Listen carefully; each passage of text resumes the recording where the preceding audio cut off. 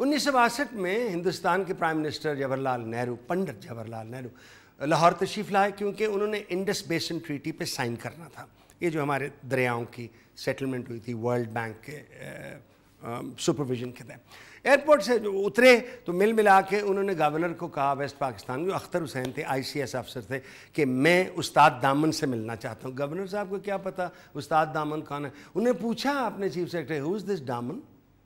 استاد دامن ایک درویش تھے، اندرون شہر رہتے تھے بارود خانے میں ایک کمرے میں، جہاں بہت سی کتابیں ہوتی تھیں، بڑے مہمان نواز، خود کھانا کھلاتے، بنا کے خود کھلاتے.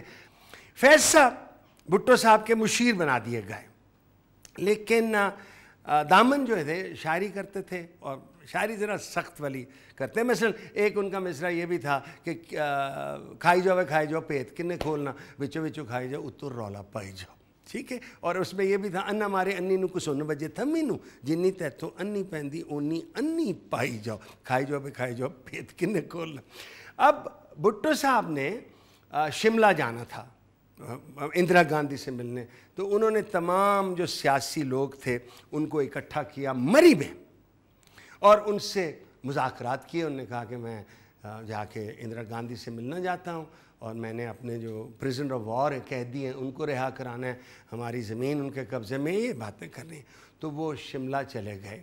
واپس جب آئے تو استاد دامن باز نہ آئے. اس نے ایک نظم لکھی. وہ نظم یاد ہی، میں پہلے بھی شاید میں نے آپ کو نہیں بتایا، یا میں پر کہتا وہاں یہ ای میل یا ڈپلیکیٹنگ کاپی نہیں ہوتی تھی، بائی ورڈ آف ماؤتھ جاتی تھی ایک دم. تو نظم کچھ اس طرح کی تھی بھٹو صاحب کو ایڈریس کر کے، اور یہ تھی کہ کی کری جاننا ہے کدی شملے جاننا ہے کدی مری جاننا ہے، لائی کھیس جاننا ہے کھچی دری جاننا ہے، وہ تو کی کری جاننا ہے تو کی کری جاننا ہے.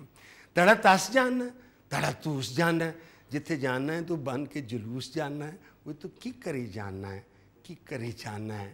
یہ نظم جب بہت پاپولر ہو گئی تو استاد دامن کو جیل میں ڈال دیا گیا. فیض صاحب کو یقین ہی نہ آئے کہ کوئی شخص دامن کو جیل میں ڈالتا ہے. دامن کی جو کتاب ہے، ان کی شاعری کی کتاب، اس کا ٹائٹل ہے دامن کے موتی. یہ بڑی باکمال شاعری ہے. اس میں تو 2-3 آپ کو سنائے، پڑھیں گے آپ لطف لیں گے پنجابی شاعری کی.